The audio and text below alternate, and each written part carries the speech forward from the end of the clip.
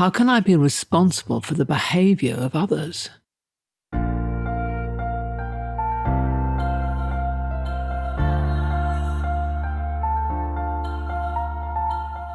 This is Walking Your Talk, a personal development podcast about leadership, authenticity and courage. I'm Carolyn Taylor, and I've spent my life working with leaders in organisations on how to change their culture. But this is much more personal. If you want to be known as someone who walks your talk at work and beyond, then this podcast is for you.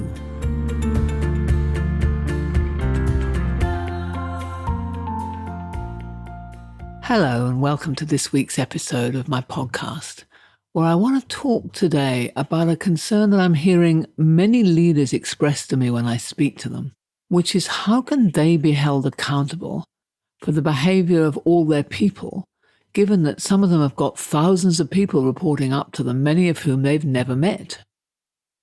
But even the leader of a small team is often asking themselves, how can I be sure that my people are behaving in the way that I would want all the time? And I think that anxiety has been heightened since so many of us are working from home and therefore seeing our team members far less.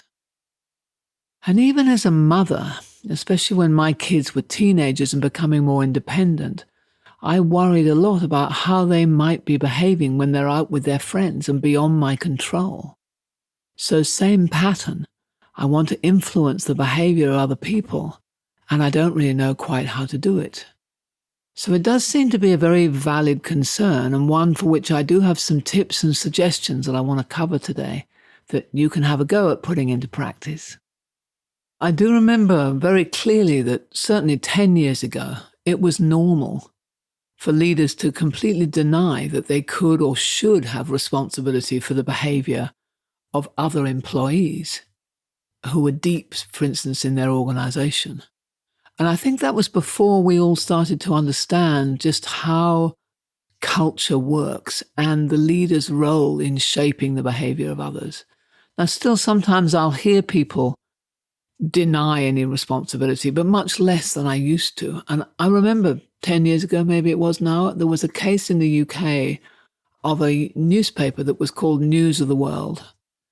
And journalists from that newspaper were getting hold of these really choice pieces of private information about people and then publishing the story, and no one knew where they were getting it from. And Prince William and Prince Harry were impacted really badly by it. And in the end, they sat with their security people and they worked out what must have been happening. Because, for example, Harry would have an appointment to see his doctor about some ailment, and the next day it was in the papers. And they finally figured out that it must have been through their voicemail, that somehow somebody was breaking through the passwords and hearing recorded voice messages, and through that working out what they were doing in the next few days. Then it kind of got worse, and there was a very sad case of a murdered teenager where the police found activity on her mobile phone, and there was a hope for a day or so that maybe she was still alive. And then what they filmed out was it was the same thing, that someone was hacking into the mobile phone and downloading and listening to the messages. So anyway, in the end, it transcribed that it was News of the World, and Rupert Murdoch and his son James Murdoch appeared in front of the Parliament in the UK, and it was televised. And I remember clearly Rupert Murdoch saying, how could we have known? And these people, this one group of journalists way down deep in the organisation, how could we have known? And they denied any responsibility for it. And anyway, in the end, News of the World actually closed down as a result of the scandal. But this month, I saw another example where I think I saw progress had been made. There was stuff in the paper just recently from Rio Tinto, the mining company, where they had laid explosives and blown up a 43,000-year-old sacred Aboriginal cave site called Junkan Caves, in order to access some more iron ore. And the Rio Tinto CEO, Jean-Sébastien Jacques, is speaking at an inquiry, and he admitted that Rio themselves had actually prepared a feasibility report and identified 4 possible sites for their next source of iron ore, a next area that they wanted to drill, and that the other 3 sites would have left these caves free.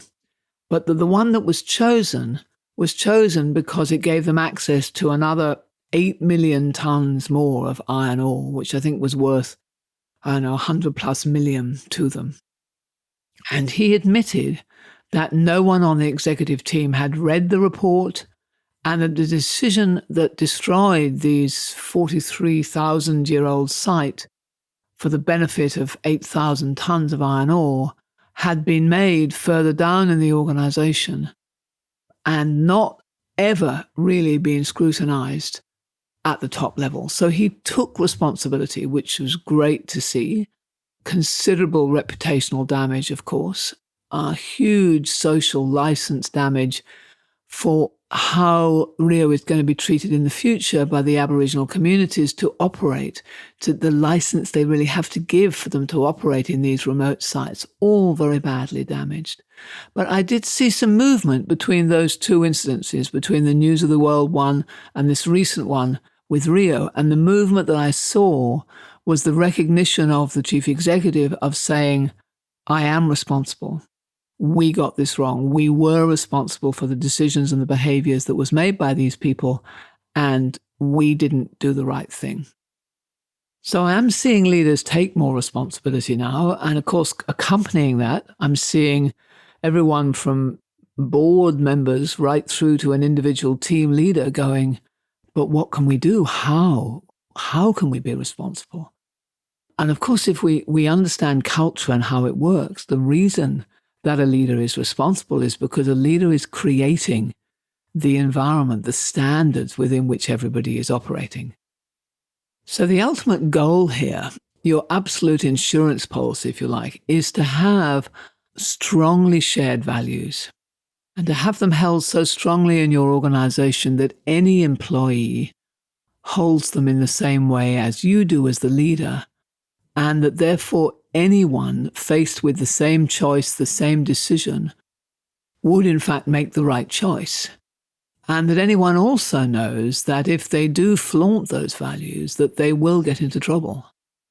And then finally, that anyone who raises their hand and says, I'm worried that what we're about to do is not in line with our values, that person will be rewarded and praised and listened to and thanked, and not in any way penalized or ostracized by their peers or by their boss.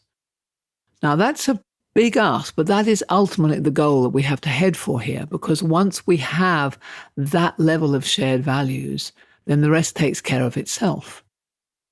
People will often see controls as being the best way to shape the behavior of others, to rule by fear and by penalties.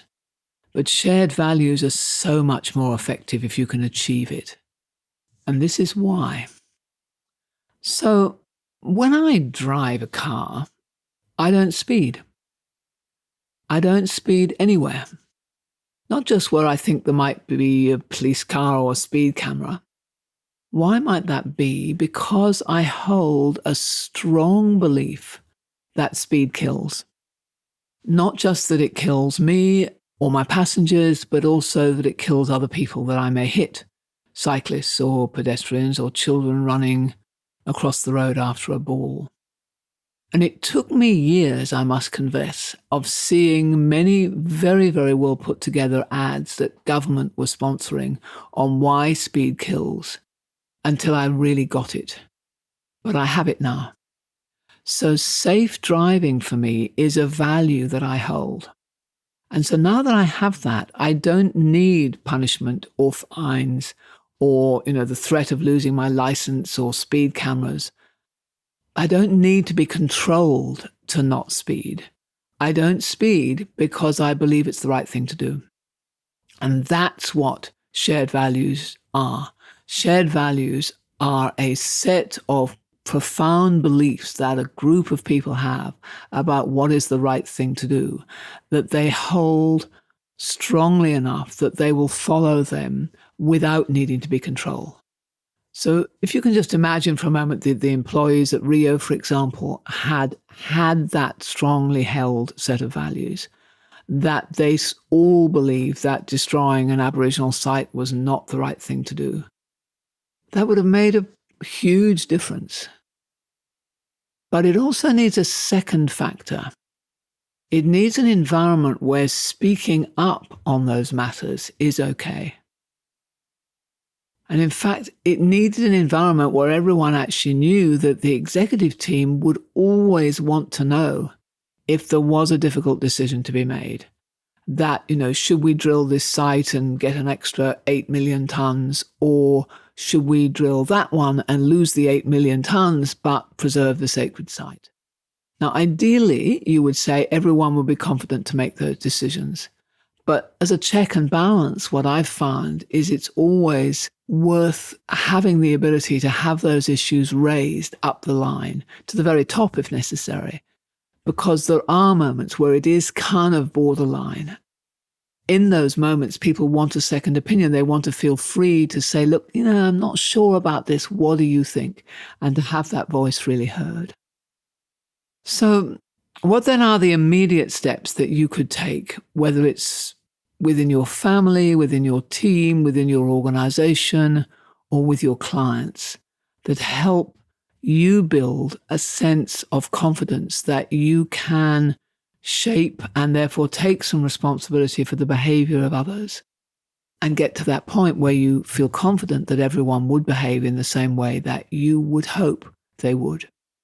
So I think there are 4 steps. The first one is, what are the shared values? What are really the shared values that matter to us? And I think those have got to be very clearly defined, and you want the whole community to share those. So it might be respect for the community in this instance, or it could be safety, or it could be risk management, or it could be privacy in the case of the News of the World journalists, or it could be a customer well-being one, or simply a respect for others, no bullying. Just what are those values? So I think those have to be very clearly defined. And once they have been clearly defined, then I think you have to describe lots of examples of how this would actually play out in real life, and particularly where there is a potential dilemma. So a conflict between this value and another pull, like Murdoch getting the break on a story is the pull against what is ethical in terms of breaking into people's phones. Or for Rio, the extra 8 million tons. For my family, it might be the desire to fit in with the peers.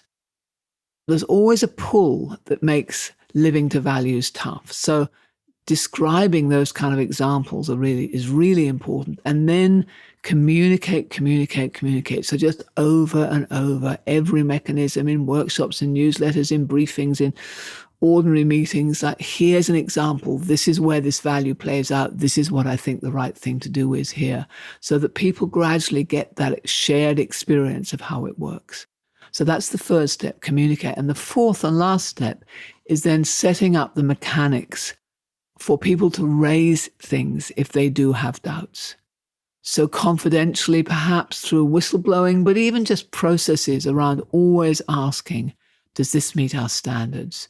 Or asking to be asked. So requesting that people ask that question, proactively seeking out areas of doubt. Murdoch could easily have gone, just a minute, how come we always get the breaks on these stories? How come we're always first to market? What are we doing that the others are not doing? And if they'd asked that question, they would have found out. But they didn't ask us in a way they didn't quite want to know. Even if they didn't know, it suited them not to know. So you've got to set it up so it's safe to do that, to scout out the difficult, hard areas where people would have difficulty in making the decision because there is a strong pull the other way, and then make it safe to raise it. So those are the 4 steps. Define them very clearly, expand what they mean, communicate like crazy, and then raise doubts in a way that is safe where people can do that. And what I've found is that, sharing values does take time. The first stage is, just even communicating what the standards are over time. But over time, what happens is more and more people come round. They start sharing the values. They're doing it not just because it's the company value, but because it becomes their own as well. But on the journey to that, the responsibility is 100% on the leader to create that culture where those values really do matter. And when you achieve that, people will fall in line. It's been my experience. And those who don't stand out more and more clearly as not really belonging. So I don't want to pretend in any way that this is an easy journey, but it is doable. And it does need to be done. Because you're never going to be able to control your way to certainty that everyone will make the right decision when faced with those dilemmas that I talked about before. It has to be done through shared values. So as always, I wish you well in your endeavours in this regard, and join me again next time for more stories of culture and how it gets led by everyone who is in that position. Thank you.